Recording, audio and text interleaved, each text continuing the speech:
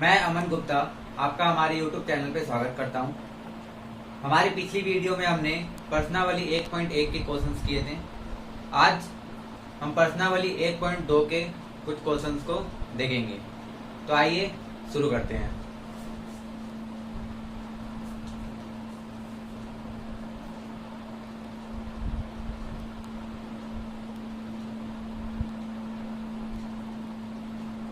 प्रश्नावली 1.2,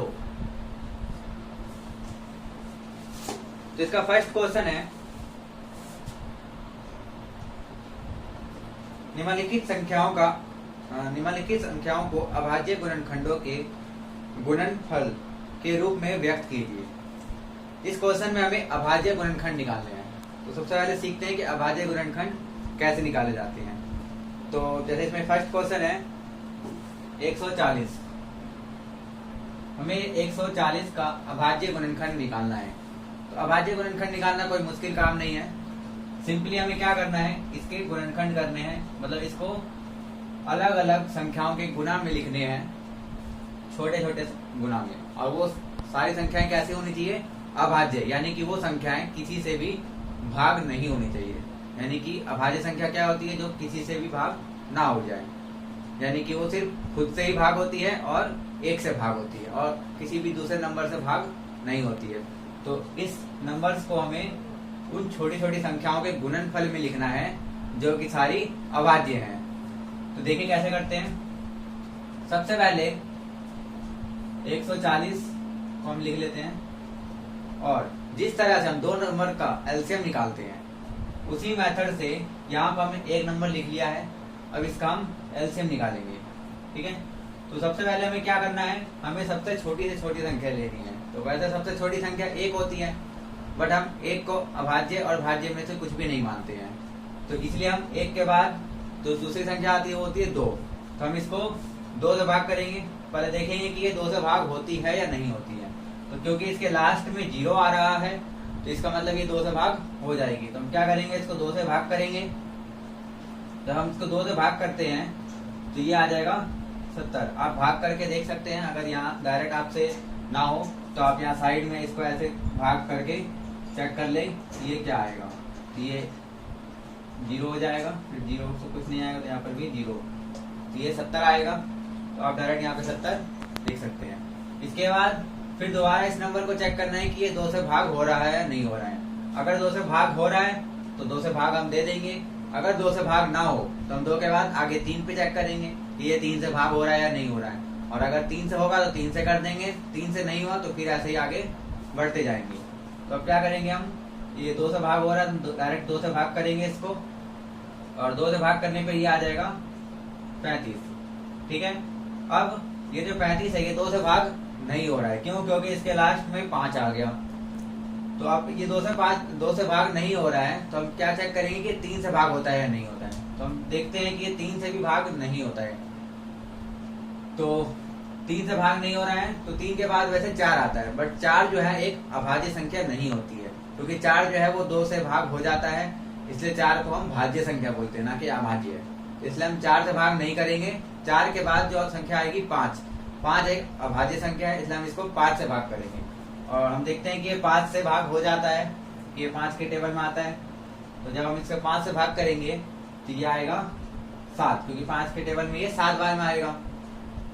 अब जो 7 है वो 5 से भाग नहीं होता है। तो 5 के बाद आता है 6, क्योंकि एक भाज्य संख्या है, अभाज्य नहीं है, तो हम इसको 6 से नहीं करेंगे। 6 के बाद आएगा 7, तो ये 7 से हो जाएगा। सीधा सीधा दिख रहा है, ये 7 से एक बार में चला जाएगा, तो ये 7 से हो गया। हमें क्या करना है, इसको जब तक ऐसे ही करते जाना है जब तक कि लास्ट में 1 ना आ जाए। अब जब ये 1 आ गया है तो यहाँ पर जितनी भी संख्याएं आई है इन सबको गुना के रूप में हम लिख देंगे। यानी कि 140 को बराबर में 2 गुना 2 गुना 5 और गुना 7, इस फॉर्म में हम लिख देंगे। ये है हमारा अभाज्य गुणनफल। यानी कि 140 का अभाज्य गुणनफल क्या हो गया, 2 गुना 2 गुना 5 गुना 7, ठीक है। और एक एग्जांपल चेक कर लेते हैं। जैसे एक और नंबर है 156, इसका सेकंड पार्ट है 156। 56। अब 156 का गुणनखंड अभाज्य गुणनफल निकालना है। तो अभाज्य गुणनखंड कैसे निकलेगा, सेम इसी तरह से हम करेंगे। 156 लिखेंगे सबसे पहले, फिर इसको 2 से स्टार्ट करेंगे। 2 से ये भाग हो जाता है, तो 2 से जब हम इसको भाग करेंगे तो ये आएगा 78 यानी कि 78। ठीक है, अब ये 78 आया। अब फिर से हम क्या करेंगे, इसको 2 से चेक करेंगे, तो ये 2 से फिर से भाग हो जाएगा और ये 2 से भाग होके आएगा 39 यानी कि 39। अब चेक करते हैं कि ये 2 से भाग होता है कि नहीं। तो हम देखते हैं कि यहाँ लास्ट में 9 आ गया, तो ये 2 से भाग नहीं हो रहा है। तो जब 2 से भाग नहीं हो रहा है तो हम अगले पे जाएंगे यानी कि 3। तो जब हम 3 से चेक करते हैं तो ये 3 से भाग हो जाता है और 3 से भाग होने पे ये आएगा 13। अब ये बहुत बड़ी संख्या है 13, और वैसे तो यहाँ पे हमें नहीं पता, बट मैं डायरेक्ट बता रहा हूँ कि ये डायरेक्ट 13 से ही भाग होगा। बट अगर आपको चेक करना हो तो आप इस तरह से कर सकते हो कि 3 से ये भाग नहीं हो रहा है, फिर ये 5 से भी नहीं हो रहा है, फिर आगे जितने भी भाज्य संख्याएं हैं, अभाज्य संख्या है, उन सबसे नहीं होगा। ये डायरेक्ट किससे होगा, 13 से होगा। क्यों? क्योंकि 13 खुद एक अभाज्य संख्या है, और जो अभाज्य संख्या होती है वो सिर्फ 1 से भाग होती है और अपने आप से भाग होती है। तो यहाँ पे हमें 1 से भाग नहीं करना होता है, हमें सिर्फ यहाँ पे अभाज्य संख्याओं से भाग करना होता है। तो अगर यहाँ पर कोई भी अभाज्य संख्या आ जाए तो आप 2, 3, 5 मतलब इन सबसे चेक करने की जगह सीधा उस अभाज्य संख्या से ही भाग कर दीजिएगा। तो यहाँ पे क्योंकि 13 एक अभाज्य संख्या है पहले से ही, तो इसका मतलब ही किसी से भाग नहीं होगी। तो हम क्या करेंगे, डायरेक्ट इसको 13 से भाग दे देंगे।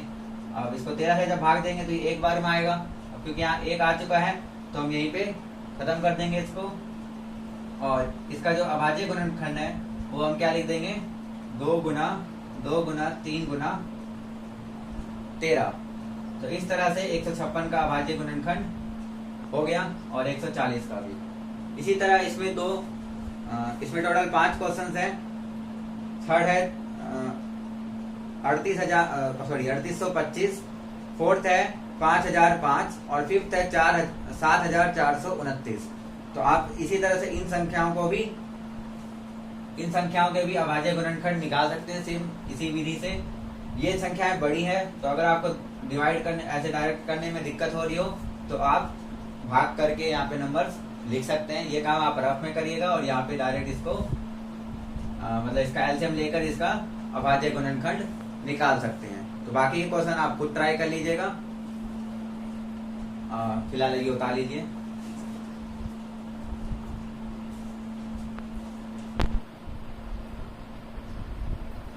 तो ये आपने नोट कर लिया होगा। इसमें एक बात और कि जो आपकी बुक है, एनसीईआरटी की जो बुक है, उसमें जो आंसर दिया हुआ है वो इसको कुछ इस तरह से लिखे हुए हैं, यानी कि ये 2 का स्क्वायर है और गुना में 5 गुना में 7। तो ये आंसर और ये आंसर कोई ज्यादा अंतर है नहीं। ये बेसिकली इसी को इस फॉर्म में लिखा गया है। क्यों? क्योंकि यहाँ पे 2 बार था और हमें पता है कि अगर हम 2 को 2 बार गुना करते हैं तो हम 2 का वर्ग कर देते हैं, यानी 2 का स्क्वायर कर देते हैं। इसका मतलब क्या होता है कि 2 को 2 बार गुना करना है। तो बेसिकली इस फॉर्म को बस इस फॉर्म में बना दिया गया है। आंसर कोई अलग नहीं है, ये सेम ही है। इसी तरह से यहाँ पर भी 2 बार गुना हो रहा है, यानी 2 का स्क्वायर हो जाएगा और 3 गुना में ये 13 हो जाएगा। ठीक है, तो उसमें कोई ज्यादा अंतर नहीं है। आप चाहे तो यहाँ तक भी छोड़ सकते हैं, आपको कोई गलत नहीं होगा, या फिर आप इस फॉर्म में भी कर सकते हैं। ठीक है,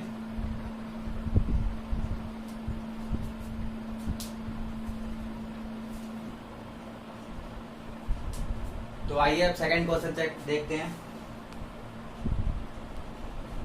सेकंड क्वेश्चन बोला गया है, पूर्णांकों के निम्नलिखित युग्मों के एचसीएफ और एलसीएम ज्ञात कीजिए तथा इसकी जांच कीजिए कि 2 संख्याओं का गुणनफल बराबर एचसीएफ गुना में एलसीएम। यानी कि जो हमने स्टार्टिंग में इस चैप्टर के स्टार्टिंग में जो हमने एक फॉर्मूला पढ़ा था कि 2 संख्याओं का जो गुणनफल होता है वो एचसीएफ और एलसीएम के गुणनफल के बराबर होता है, वो यहाँ पे हमें प्रूव करना है। 2 संख्याओं का गुणनफल बराबर एचसीएफ गुना एलसीएम। तो अब हमें इस रूल को इसमें सत्यापित करना है एग्जाम्पल के थ्रू। ठीक है, तो ये हमने पहले भी कर चुके हैं, तो यहाँ पर दोबारा हम कर सकते हैं आसानी से। जैसे कि इसका फर्स्ट क्वेश्चन है 26 और 91। तो सबसे पहले आपको क्या करना है, 26 और 91 का पहले एचसीएफ निकालना है और फिर एलसीएम निकालना है। बट हमें यहाँ पे किस विधि से निकालना है, गुणनफल विधि से निकालना है। वैसे तो इसमें बोला नहीं गया है, बट हम अभाज्य गुणनफल विधि से एचसीएफ और एलसीएम निकाल लेते हैं, क्योंकि जब भी हमें एचसीएफ और एलसीएम दोनों निकालना हो तो अभाज्य गुणनफल विधि से ज्यादा आसान हो जाता है काम। तो आइए देखते हैं कैसे निकालते हैं। तो सबसे पहले आपको क्या करना है, 26 और 91 दोनों का अभाज्य गुणनफल लिख लेना है। यानी कि 26 का अभाज्य गुणनखंड और 91 का भी अभाज्य गुणनखंड यहाँ पे लिख लेना है। बाकी का जो काम है वो आप रफ में कर सकते हो। यानी कि जो 26 का अभाज्य गुणनखंड निकालने के लिए हम क्या करेंगे, इसको 2 से भाग करेंगे तो ये 13 आ जाएगा। और फिर हमें पता है कि 13 एक अभाज्य संख्या है, तो 13 और किसी संख्या से भाग नहीं होगा, तो डायरेक्ट हम इसको क्या करेंगे, 13 से भाग कर देंगे। तो जो 26 का अभाज्य गुणनखंड है वो क्या आ गया, 2 गुना में 13। इसी तरह से 91 का अभाज्य गुणनखंड निकालेंगे तो ये 2 से भाग नहीं होता है, क्योंकि यहाँ पे लास्ट में 1 आ रहा है। तो हम चेक करते हैं कि ये 3 से भी भाग नहीं होता है। और इसके बाद ये 5 से भी भाग नहीं होगा, 7 से भी नहीं होगा, 11 से भी नहीं होगा, तो 7 से ये हो जाएगा। 7 से जब हम इसको करेंगे तो ये 7 से एक बार में जाएगा, फिर 21 और ये 13। तो ये 7 से कितनी बार में जाएगा, 13 बार में जाएगा। और फिर हमें पता है कि 13 एक अभाज्य संख्या है, तो 13 ये मतलब कि अपने आप से भाग हो जाएगा और किसी से भाग नहीं होगा। तो जो 91 का अभाज्य गुणनखंड है वो क्या आएगा, 7 गुना में 13। इसके बाद एचसीएफ और एलसीएम निकालने के लिए हमें क्या करना है, बहुत सिंपल काम है। सबसे पहले हम एचसीएफ देखते हैं। जब भी हमें एचसीएफ निकालना हो और 2 संख्याओं का गुणनफल हमने लिख लिया हो तो हमें क्या करना है, हमें उन दोनों में यानी कि उन दोनों संख्याओं के अभाज्य गुणनखंड में जो नंबर्स है उन पे ध्यान देना है और ये देखना है कि उन दोनों मतलब कि उन दोनों गुणनखंड में कौन कौन से नंबर कॉमन आ रहे हैं, यानी कि उभयनिष्ठ आ रहे हैं, यानी जो इसमें भी हो और इसमें भी हो। तो यहाँ से देखने से पता चल रहा है कि ये जो 13 है वो इसमें भी है और इसमें भी है। तो यानी कि ऐसे जितने भी नंबर होंगे, यहाँ पे तो सिर्फ एक ही नंबर कॉमन आ रहा है, इसके अलावा और भी कोई नंबर कॉमन आता तो उन सब संख्याओं का गुणनफल हमारा एचसीएफ हो जाता है। क्योंकि यहाँ पे सिर्फ एक ही संख्या है 13, तो यहाँ पे जो एचसीएफ हो वो सिंपल 13 हो जाएगा। लेकिन अगर 13 के अलावा और कोई संख्या कॉमन आती तो उसको हम 13 से गुना में लिख देते और जितनी संख्या है सबको गुना में लिखते और गुना करके जो भी संख्या आती वो हमारा एचसीएफ होता। तो ये सिंपल तरीका है एचसीएफ निकालने का। इसके बाद हमें निकालना है यहाँ पे एलसीएम। तो एलसीएम निकालने के लिए हम क्या करेंगे, सिंपल हम पहले तो यही चेक करेंगे कि इन दोनों में क्या क्या कॉमन आ रहे हैं। तो जो जो कॉमन आ रहे हैं उन संख्याओं को हम लिख देंगे, जो कॉमन आ रहे हैं उन संख्याओं को हमें सिर्फ एक बार लिखना है। जैसे यहाँ पे 13 इन दोनों में है तो हमें 13 को सिर्फ एक बार लिखना है यहाँ पे। इसके बाद जो कॉमन संख्या हमने लिख दी उनको छोड़ के बाकी जितनी भी संख्याएं बच गई जो कॉमन नहीं है, जैसे कि यहाँ पे और क्या बच गया, इसमें 2 बच गया और इसमें 7 बच गया, तो इन दोनों संख्याओं को भी यहाँ पे हम गुना कर देंगे। तो जब अब इन तीनों को जब हम गुना करेंगे तो जो संख्याएं आएगी वो हमारा एलसीएम हो जाएगा। तो इनको गुना करने पर ये आ जाएगा 182 यानी कि 182। ये क्या आ गया 182। तो ये हो गया हमारा 26 और 91 का एलसीएम। तो एचसीएफ और एलसीएम हमने निकाल दिया। अब हमें क्या करना है, अब हमें इस समीकरण को प्रूव करना है, यानी 2 संख्या का गुणनफल जो है एचसीएफ और एलसीएम के बराबर होता है। तो क्या करते हैं, सबसे पहले 2 संख्याओं का गुणनफल करते हैं, यानी कि 2 संख्या क्या है 26 और 91, वो किसके बराबर होने चाहिए, एचसीएफ और एलसीएम के गुणनफल के। तो हमारा एचसीएफ आया है 13 और एलसीएम आया है 182। अब आप इन दोनों संख्याओं को गुना करके जो आंसर आएगा और इन दोनों गुना करके जो आंसर आएगा, अब हमें क्या करना है, इन दोनों को बराबर दिखाना है यहाँ पे। तो आप सिंपली क्या करना है, गुना करना है। तो आप गुना कर सकते हो, गुना करोगे तो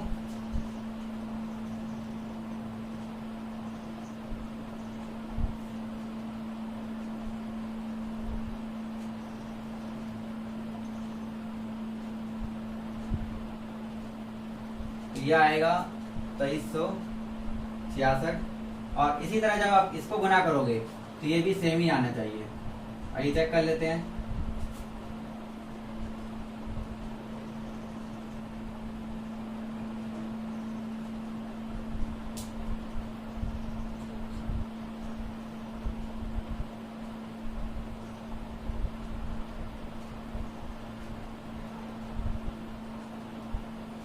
यहां से ये भी सेम आ गया। तो इसका मतलब ये जो हमारा समीकरण है यानी दो संख्या का गुणनफल उसके एचसीएफ और एलसीएम के गुणनफल के बराबर आता है। तो ये प्रूव हो गया। इसी तरह से बाकी के दो क्वेश्चंस जो इसमें दे रखे हैं वो भी आप कर सकते हो। उनमें भी यही सेम करना है। पहले उनका अभाज्य गुणनखंड लिखना है, इसके बाद जो कॉमन संख्या है उससे हमें एचसीएफ निकाल देना है, और कॉमन संख्याओं के साथ जो बाकी संख्या है उनको भी गुना करके एलसीएम निकाल लेना है, और फिर इस समीकरण में उनको पुट करके दिखा देना है कि दो संख्याओं का गुणनफल एचसीएफ और एलसीएम के बराबर आता है। तो इसको आप नोट कर लीजिए।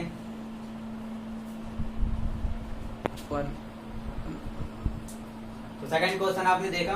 अब आइए थर्ड क्वेश्चन पे चलते हैं। थर्ड क्वेश्चन में हमें क्या करना है? थर्ड क्वेश्चन में हमें सेम काम करना है। अभाज्य गुणनखंड विधि द्वारा निम्नलिखित पूर्णांकों के एचसीएफ और एलसीएम ज्ञात करने हैं। सेकंड क्वेश्चन में भी हमें एचसीएफ और एलसीएम ही ज्ञात करने थे। वहां पे हमें दो संख्याएं दी हुई थी, बट यहाँ पे हमें तीन संख्याएं दी रखी है। तो उसमें कोई प्रॉब्लम नहीं है, आप आसानी से तीन संख्याओं का भी एचसीएफ और एलसीएम निकाल सकते हैं। प्रोसेस वही सेम है। क्या करना है? सबसे पहले हमें इन तीनों संख्याओं को लिख लेना है। ये जो फर्स्ट क्वेश्चन है इसमें 12, 15 और 21, इन तीनों संख्याओं का हमें एचसीएफ और फिर एलसीएम निकालना है। कौन से विधि से? अभाज्य गुणनखंड विधि द्वारा। तो सबसे पहले हमें इन तीनों का अभाज्य गुणनखंड ज्ञात करना होगा। तो अभाज्य गुणन अब मैं डायरेक्ट कर रहा हूँ, आप चाहो तो इसको डायरेक्ट आप पहले निकाल के यहाँ लिख सकते हो। तो इसका जब हम अभाज्य गुणनखंड करेंगे तो यह आएगा 2 गुना 2 गुना 3, 12 का अभाज्य गुणनखंड हो गया। इसी तरह 15 का अभाज्य गुणनखंड हो जाएगा, ये 2 से डिवाइड होगा नहीं, डायरेक्ट 3 से डिवाइड होगा।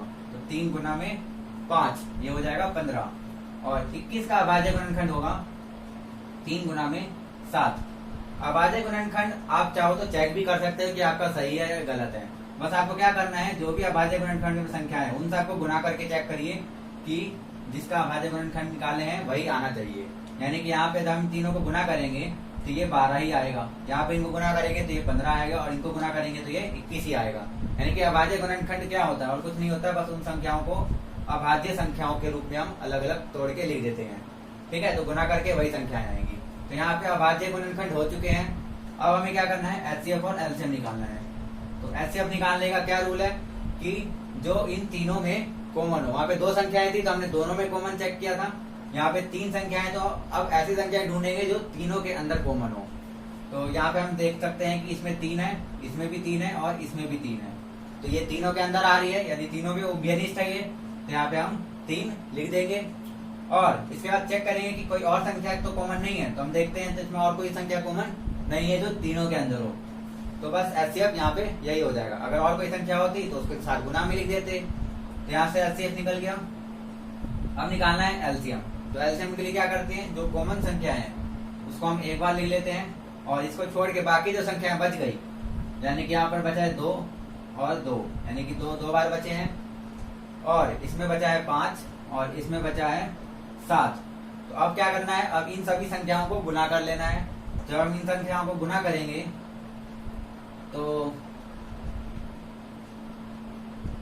यह आ जाएगा 420, यानी कि ये हमारा एलसीएम हो गया और ये एचसीएफ हो गया। इसमें सिर्फ हमें एचसीएफ और एलसीएम ही निकालना है। तो ये क्वेश्चन यहीं पे खत्म हो गया। इसी तरह से इसके सेकंड और थर्ड पार्ट में भी आप सेम कर सकते हैं, मतलब इसका अभाज्य गुणनखंड निकाल सकते हैं, और फिर जो कॉमन आएगा वो एचसीएफ हो गया, और कॉमन के साथ जो बाकी संख्या को गुना करके लिखेंगे वो एलसीएम हो गया। इसके सेकंड जो क्वेश्चन है उसमें 17, 23 और 29। यहाँ पर देखने वाली ये बात है कि 17, 23 और 29 ये तीनों के तीनों अभाज्य संख्याएं हैं।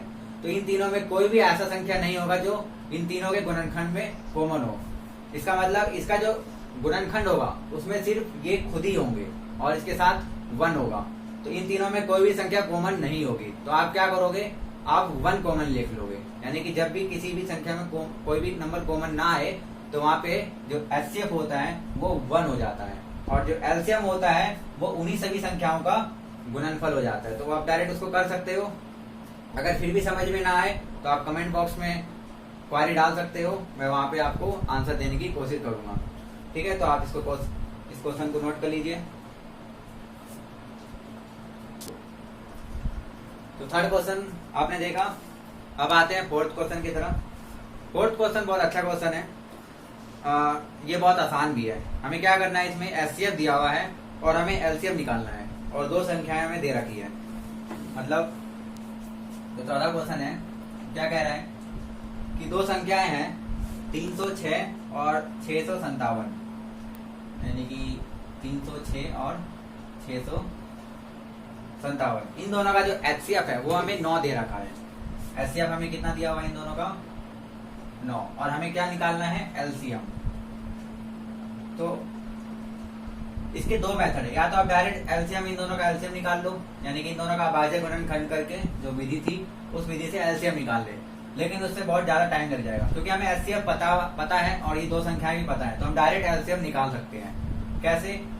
ये जो अभी हमने समीकरण प्रूव किया क्वेश्चन नंबर 2 में, क्या कि दो संख्याओं का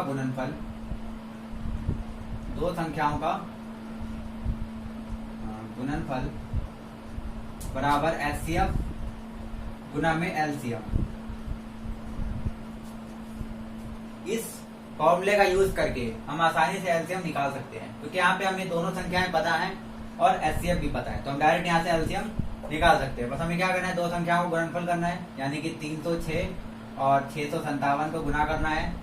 और यहाँ पर क्या करना है, एचसीएफ की जगह हमें लिख देना है 9 और एलसीएम की जगह क्या लिख देना है, हमें एलसीएम नहीं पता तो हम एलसीएम की जगह एलसीएम लिख देंगे। इसके बाद क्या करना है, इन दोनों को गुना करना है और ये जो 9 है इसका जो हम इस साइड भेजेंगे तो ये डिवाइड में आ जाएगा। और फिर तो इन दोनों को जो गुना करके जो भी नंबर आएगा उसको सिंपल 9 से हमें भाग दे देना है। तो जब भाग देंगे तो हमारा डायरेक्ट एलसीएम आ जाएगा। तो इन दोनों को गुना कर लेते हैं पहले। जब हम इन दोनों को गुना करेंगे तो जो नंबर आएगा वो आएगा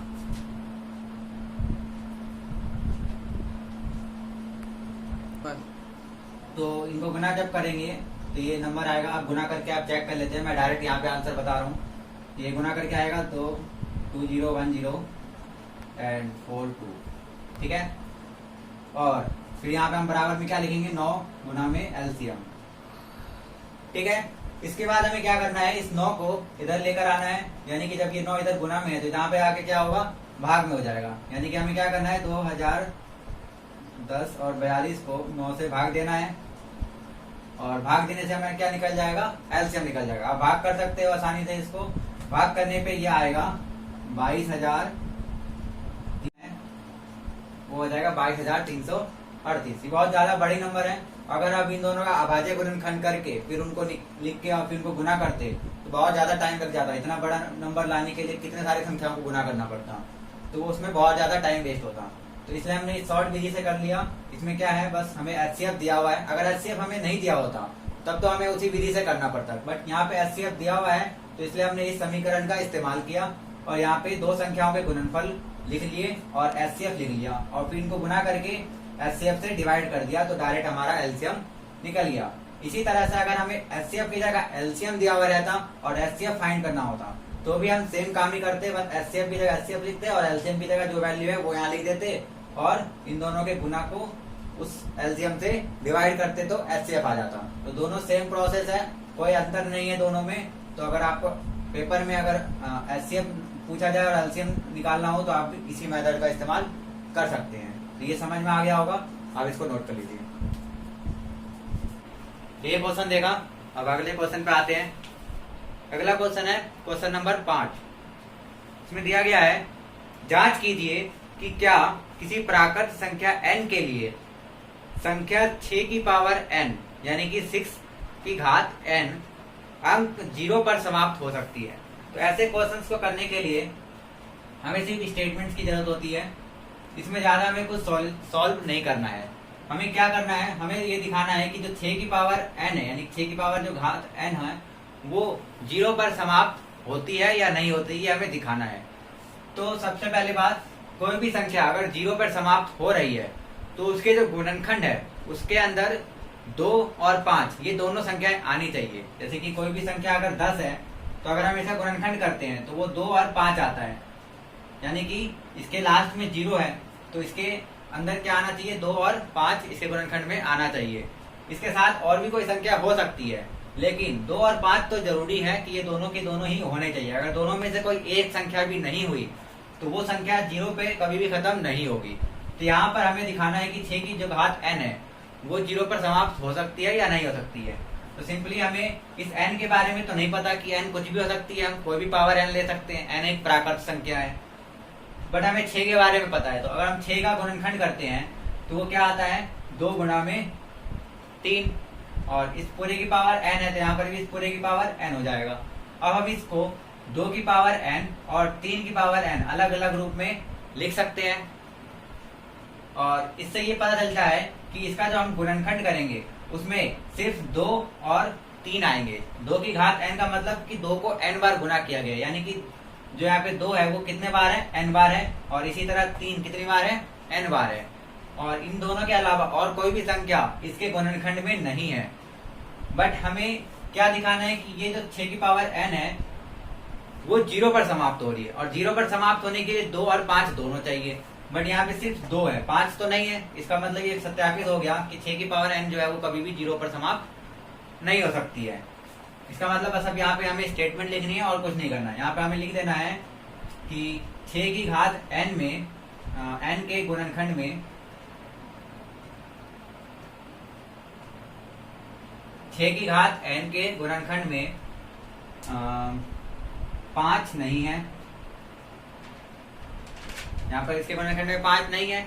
इसका मतलब ये 6 की पावर n है, अतः 6 की पावर n कभी भी 0 पर समाप्त नहीं हो सकता, नहीं हो सकता। ठीक है, बस यही लिखना है हमें, यही प्रूव हो जाएगा कि 6 की पावर n यानी n कोई भी प्राकृत संख्या है, n की किसी भी संख्या के लिए जो 6 की पावर n है वो कभी भी 0 पर समाप्त नहीं होगी। बस इस क्वेश्चन में इतना ही है, आप इसको नोट कर लीजिए।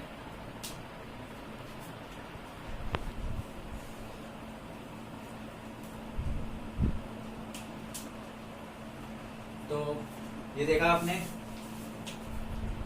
अब आगे क्वेश्चन देखते हैं, छठा क्वेश्चन, क्वेश्चन नंबर 6। इसमें हमें क्या करना है, व्याख्या कीजिए कि 7 गुना 11 गुना 13 प्लस 13 और 7 गुना 6 गुना 5 गुना 4 गुना 3 गुना 2 गुना 1 प्लस 5, ये दोनों क्या है, भाज्य संख्याएं हैं। भाज्य संख्याएं क्यों है, ये हमें बताना है कि ये दोनों भाज्य संख्याएं क्यों है, यानी कि हमें प्रमाण देना है कि ये दोनों भाज्य संख्याएं है और क्यों है। तो सबसे पहले भाज्य और अभाज्य में अंतर समझते हैं। तो जो भाज्य संख्याएं होती हैं उसके जो अभाज्य गुणनखंड होते हैं उसमें 2 से अधिक संख्याएं होती हैं, और जो अभाज्य संख्याएं होती हैं उसमें सिर्फ 2 ही संख्याएं होती है, एक वो खुद और एक 1, यानी कि 1 जो है वो हर एक के अभाज्य गुणनखंड में आता है, और जो अभाज्य संख्याएं होती है उसमें 1 के अलावा सिर्फ वो खुद आती है, यानी कि उसके अलावा और उसको कोई डिवाइड नहीं कर सकता, तो वो खुद ही आ जाएगी। लेकिन भाज्य संख्याएं में क्या होती है, 2 से अधिक संख्याएं होती हैं। तो यहाँ पर हमें जो संख्या दे रखी है वो दी है 7 गुना 11 गुना 13 प्लस 13, ये पहली संख्या है। हमें प्रूव करना है कि ये भाज्य संख्या है। तो हम क्या करते हैं, सबसे पहले देखते हैं कि ये और ये दोनों अलग अलग पद हैं, इसमें भी 13 है और इसमें भी 13 है, तो इन दोनों में हम 13 कॉमन कर सकते हैं। तो जब दोनों में 13 कॉमन कर लेंगे तो यहाँ पे बचेगा 7 गुना में 11, और 7 और 11 को जब हम गुना करेंगे तो ये क्या आएगा, 77 यानी कि 77, और यहाँ पर 13 पूरा निकल गया, तो यहाँ पर क्या बच गया, यहाँ बच गया 1, जहाँ पर कुछ नहीं होता वहां पर 1 होता है। इसके बाद अब ये जो 77 और 1 है इन दोनों को हम प्लस कर सकते हैं आसानी से, तो जब इन दोनों को प्लस करेंगे तो ये आ जाएगा 78। और अब क्या करना है, इस 78 को हम ध्यान से अगर देखें तो इस 78 के और भी अभाज्य गुणनखंड किए जा सकते हैं, यानी कि ये 2 से भाग हो जाता है। तो अगर हम इसको 2 से भाग करते हैं तो ये हम इसको लिख सकते हैं 2 गुना में 39 यानी कि 39। ठीक है, इस तरह से हम लिख सकते हैं, और 39 को भी हम और आगे गुणनखंड करके लिखा जा सकता है, बट उसकी जरूरत नहीं है, बस हमने इसको इतना कर दिया तो इससे ये पता चला कि ये जो नंबर था हमने इसी नंबर को इस फॉर्म में लिखा गया है। इस नंबर की वैल्यू और इस नंबर की वैल्यू अलग अलग नहीं है, सेम ही है। हमने इसी नंबर को इस फॉर्म में बनाया है। तो यहाँ से पता चलता है कि इस नंबर में कितने गुणनफल है, यहाँ पे 3 गुणनफल है। यानी कि हमें भाज्य प्रूव करने के लिए ये संख्या भाज्य है या नहीं, हमें सिर्फ 3 की जरूरत थी। यानी कि भाज्य संख्या क्या होती है, जिसके गुणनफल में 2 से अधिक संख्याएं हैं। तो यहाँ पे 3 आ चुकी है, इसका मतलब ये भाज्य संख्याएं हो गई है। अगर ये 3 नहीं आ पाती, कुछ भी करके ये 3 नहीं बनती, सिर्फ 2 ही बन पाती, तो ये एक अभाज्य संख्या हो जाती। बट यहाँ पर क्योंकि ये 3 बन चुकी है, जिसका मतलब ये एक भाज्य संख्या है। इसको आगे तोड़ने की जरूरत नहीं है, आप यहीं पे डायरेक्ट लिख सकते हैं कि क्योंकि इसके गुणनखंड में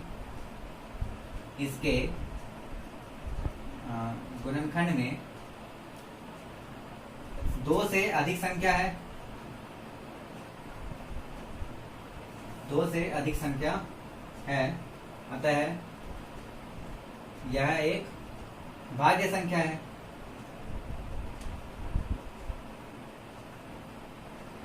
ठीक है, सिंपल, हमने इसको भाज्य संख्या प्रूव कर दिया। इसी तरह जो दूसरा क्वेश्चन है उसमें हमें दे रखा है 7 गुना 6 गुना 5 गुना 4 गुना 3 गुना 2 गुना 1 और प्लस में दिया हुआ है 5। तो यहाँ पर हम चेक करेंगे तो इसमें और इसमें क्या कॉमन हो रहा है, 5। यहाँ पर भी 5 है और यहाँ पर भी 5 है। तो इसी तरह जब दोनों में 5 कॉमन कर लेंगे तो यहाँ पर क्या बचेगा, इस 5 को छोड़ के ये बाकी सारी संख्याएं। और जब हम इनको गुना करेंगे तो ये आएगा, जब इनको हम गुना करते हैं तो आप गुना करके चेक कर सकते हैं।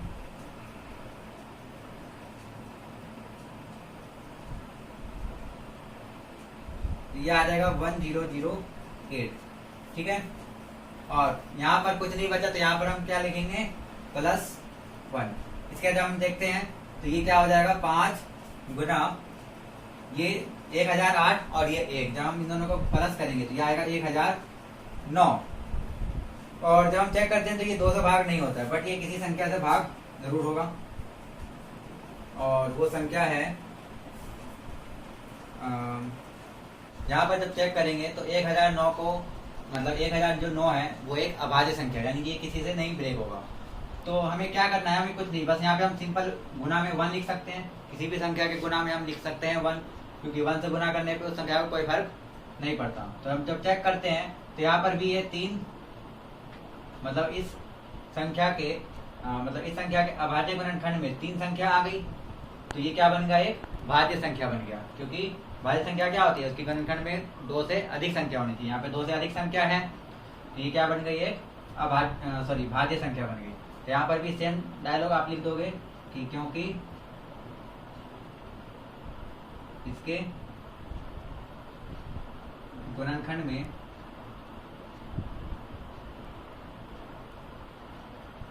2 से अधिक संख्या है,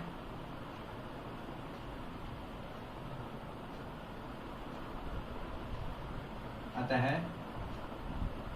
यह एक भाज्य संख्या है।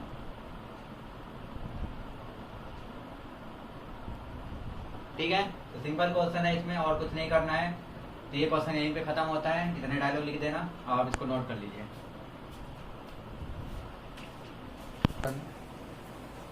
तो ये क्वेश्चन समझ में आ गया। अब आते हैं लास्ट क्वेश्चन, जो कि 7th क्वेश्चन है। बोला गया है किसी खेल के मैदान के चारों ओर एक वृत्ताकार पथ है। इस मैदान का एक चक्कर लगाने में सोनिया को 18 मिनट लगते हैं, जबकि इसी मैदान का एक चक्कर लगाने में रवि को 12 मिनट लगते हैं। मान लीजिए वह दोनों एक ही स्थान पर और एक ही समय पर चलना प्रारंभ करते हैं और एक ही दिशा में चलते हैं, तो कितने समय बाद वे पुनः प्रारंभिक स्थान पर मिलेंगे। तो ये क्वेश्चन थोड़ा मतलब दिखने में बड़ा है, बट इसका आंसर बहुत ही छोटा है। इसमें बस आपको समझना है कि इस क्वेश्चन में जब हम एचसीएफ निकाले या एलसीएम निकाले, तो ध्यान देने वाली बात ये है कि ये जो सोनिया और रवि है, ये दोनों एक ही साथ चलना स्टार्ट करते हैं और हमें क्या निकालना है कि ये कितने समय बाद दोनों एक ही स्थान पर मिलेंगे। तो जब भी ऐसा क्वेश्चन आए तो वहां पे हमें एलसीएम निकालना होता है। इसका मतलब कि अगर वो एक ही स्थान पर चलना स्टार्ट हो रहे हैं। जैसे कि सोनिया अगर 18 मिनट में चलना स्टार्ट हो रही है तो 18 के बाद वो 36 पे जाएगी, फिर 18 मतलब और ऐड होता जाएगा, तो इस तरह से 18 ऐड होते जाएंगे। और जो रवि है वो कितने मिनट ऐड होता जाएगा, 12-12 मिनट ऐड होता जाएगा, क्योंकि एक चक्कर लगाने में उसको 12 मिनट लगते हैं, तो 12, 24, 36 इस तरह से। तो हमें चेक करना है कि वो दोनों कब मिल रहे हैं, यानी कि हमें ऐसा समय ढूंढना है कि जब दोनों का चक्कर पूरा हो जाए। वो समय जब दोनों का कितने भी चक्कर समय मतलब नहीं है, बस वो दोनों एक ही स्थान पर वापस आ जाए। तो हम क्या करेंगे, यहाँ पे एलसीएम निकालेंगे। एलसीएम कैसे निकालेंगे, अभाज्य गुणनखंड विधि से। जैसे कि 18 है, सोनिया को कितना मिनट लगता है, 18 मिनट। हम 18 का गुणनखंड करेंगे, सॉरी यहाँ पे गुणनखंड, हाँ अभाज्य गुणनखंड क्या होगा इसका, 2 गुना 3 गुना 3, ठीक है, यह अभाज्य गुणनखंड हो गया। आप डायरेक्ट वहां पे निकाल सकते हैं रफ में, अगर ऐसे ना है समझ में तो। और दूसरी संख्या है 12, इसका अभाज्य गुणनखंड करेंगे तो 2 गुना 2 गुना 3। अब क्या करना है, हमें यहाँ पे एलसीएम निकालना है, एचसीएफ नहीं, हमें निकालना है एलसीएम। एचसीएफ कब निकालते हैं, जब हमें मैक्सिमम नंबर निकालना होगा, यानी कि इन दोनों से वो छोटा होगा। जो एचसीएफ होगा इन दोनों से छोटा आएगा हमेशा, और जो एलसीएम आएगा वो इन दोनों से बड़ी संख्या आएगी। तो क्योंकि वो दोनों 18 और 12 मिनट एक चक्कर करने में पूरा ले रहे हैं, तो वो इन दोनों समय से कम समय में तो कभी भी नहीं मिल सकते, यानी कि वो इस समय से बाद में ही मिलेंगे। तो हमें बड़ी संख्या निकालनी है, तो हम क्या करेंगे, एलसीएम निकालेंगे। यहाँ पे जब भी एलसीएम निकालना होगा तो हम क्या करेंगे, इन दोनों में देखेंगे कॉमन क्या है। तो कॉमन है यहाँ पे 2, तो उसको हम एक बार लिख लेंगे। और बाकी जो संख्या है, जैसे कि 3, सॉरी यहाँ पर 3 भी कॉमन है, एक इसमें और एक इसमें, तो इसको भी हम एक बार लिखेंगे। और फिर जो बाकी बच गई 3 और 2, इनको एक एक बार लिख लेंगे। और जब हम इनको गुना करेंगे तो ये आ जाएगा 36, यानी कि 36। तो यही हमारा आंसर है, यानी कि वो 36 मिनट के बाद दोनों एक ही स्थान पर मिलेंगे। आप इसको इस तरह से भी देख सकते हैं कि सोनिया 18 मिनट ले रही है एक चक्कर पूरा करने में, तो वो 2 चक्कर पूरा करने में कितना मिनट लगेगी, 36 मिनट, यानी कि 36 मिनट के बाद वो पुनः प्रारंभिक स्थान पर आ जाएगी। और इसी तरह जो सनी है वो 12 मिनट एक चक्कर में ले रहा है, 24 मिनट दूसरे चक्कर में, और फिर 36 मिनट तीसरे चक्कर में, यानी वो भी 36 मिनट के बाद पुनः प्रारंभिक स्थान पर आ जाएगा। यानी कि 36 मिनट के बाद वो दोनों पुनः एक ही स्थान पर मिलेंगे। ये क्वेश्चन हो गया, इसका इतना ही आंसर था। तो इसी के साथ ये प्रश्नावली खत्म होती है। आज के हमारी वीडियो में सिर्फ इतना ही। अगले वीडियो में हम प्रश्नावली 1.3 के कुछ क्वेश्चन देखेंगे। तो अगर आपको ये वीडियो पसंद आई हो तो प्लीज लाइक जरूर करें और इसे अपने दोस्तों और जरूरतमंद लोगों तक जरूर शेयर करें।